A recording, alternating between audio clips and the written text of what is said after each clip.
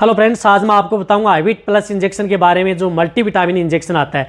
यानी हाइविट प्लस जो इंजेक्शन आता है, जो जेनिक्स का आता है, मल्टीविटामिन इंजेक्शन आता है, जो इस तरह का ये इंजेक्शन आता है, इस इंजेक्शन का उपयोग पशुओं में कब कैसे कराना चाहिए, कितनी डोज देनी चाहिए, किस तरह के रोग यदि पशु में हो जाएं तो इस इंजेक्शन ये आपके पशुओं के लिए रामबाण है। क्या ये पशुओं को, प्रेग्नेंट पशुओं को लगा सकते हैं या नहीं, इसकी डोज इससे ज़्यादा नहीं देनी चाहिए।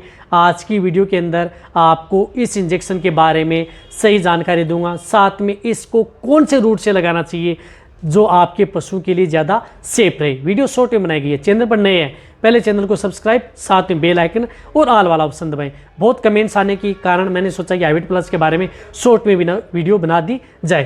देखो, हाइविट प्लस इंजेक्शन है, मल्टीविटामिन इंजेक्शन है। इसके अंदर विटामिन ए, डी, बी, सी के यानी ऑल विटामिन हैं इस इंजेक्शन के अंदर मिली हुई होती हैं।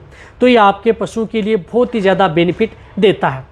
ये ज़्यादातर यदि आपके पशु में किसी भी तरह की जो मेटाबॉलिक डिजीज़ हो जाए, मेटाबॉलिक का मतलब है कि पेट से संबंधित कोई भी बीमारी है, खाना पीना नहीं करना, इंडाइजेशन, क्रोनिक इलनेस, कई दिनों से यदि पशु बीमार है, उस तरह के केस में, साथ में यदि आपके पशुओं में बार बार इस तरह की बीमारियां होती हैं तो भी आप इस इंजेक्शन का प्रयोग करवा सकते हैं। इसी के साथ यदि आपके पशु में जिस प्रकार से कई इस तरह की वायरल डिजीज़ हो जाएं तो उन पशुओं को इम्यूनिटी बढ़ाने के लिए या उनको एनर्जी प्रदान करने के लिए आप इस इंजेक्शन का प्रयोग कर सकते हैं। इसी तरह से दूध देने वाले पशु हैं, उनमें यदि आप कई जो इंजेक्शन यदि पशु में प्रयोग कर रहे हैं, कई एंटीबायोटिक इंजेक्शन लगा रहे हैं, कोई बीमारी हो गई तो उनके साथ आप इस इंजेक्शन का उपयोग करके आप उस पशु में दूध की मात्रा कम होने से बचा सकते हैं और पशु स्ट्रेस में भी नहीं आएगा, तनाव में भी नहीं आएगा।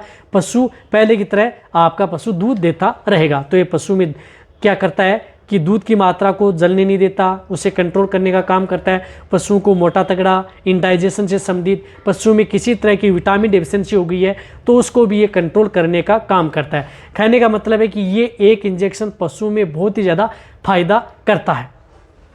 तो ये इंजेक्शन किस तरह के पशु में लगाया जा सकता है? ये आप अपने पशु में, जैसे गाय, भैंस, भेड़, बकरी, सभी तरह के पशु में आप इस इंजेक्शन का प्रयोग अपने वेटेरियन हैं उनसे करवा सकते हैं। इस इंजेक्शन का कोई भी साइड इफेक्ट पशु में देखने को नहीं मिलता, क्योंकि ये एक मल्टीविटामिन इंजेक्शन है। कोई भी मल्टीविटामिन इंजेक्शन होता है, उस इंजेक्शन की डोज आपको सही रखनी चाहिए, ज़्यादा नहीं देनी चाहिए, या जिस रूट से होता है उसी रूट से इस इंजेक्शन को पशु में लगवाना चाहिए।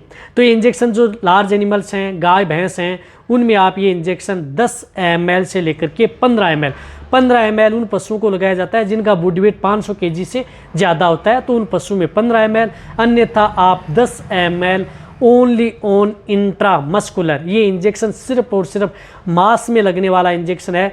कई इस इंजेक्शन को इंट्रावेनस लगाते हैं, जो कि गलत है। ये इंजेक्शन सिर्फ मांस में लगाना चाहिए, तभी आपके पशु में ज़्यादा सेफ रहेगा और पशुओं के लिए अच्छा रिजल्ट भी देगा। साथ में जो मीडियम साइज़ के पशु हैं तो इनमें आप 5 ml, भेड़ बकरियों में आप 2 ml इस इंजेक्शन का प्रयोग करवा सकते हैं।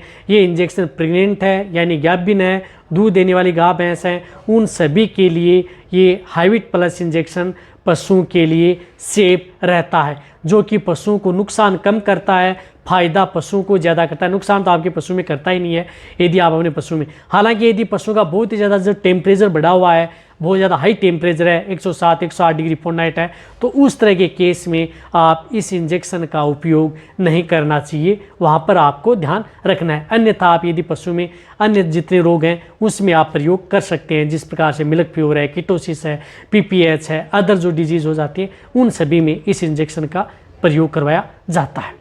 अब आप अच्छी तरह से समझ गए होंगे कि ये मल्टीविटामिन इंजेक्शन पशुओं में क्या काम करता है, कितनी डोज देनी चाहिए, पशुओं के लिए सेफ है यानी आपको ये इंजेक्शन अपने वेटेरियन से इस तरह कंडीशन हो जाए तो लगवा लेना चाहिए। इस चैनल पर इसी तरह की वीडियो आपको शॉर्ट में ऐसे मिलते रहेंगे, तो ये वीडियो जितना हो सकता है वेटेरियन पशुपालक उनके साथ शेयर करें। इसी तरह से वीडियो देखते रहें। थैंक्स, धन्यवाद।